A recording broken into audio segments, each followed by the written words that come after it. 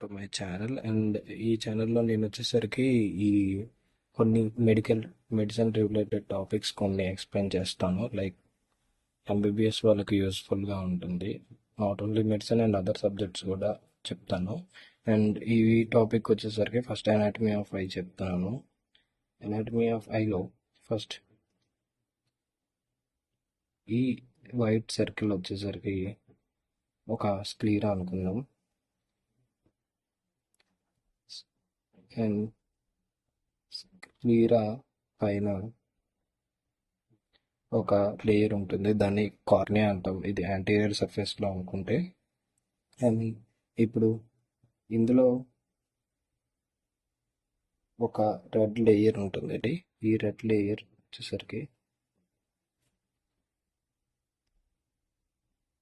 Choroid అన్నమాట.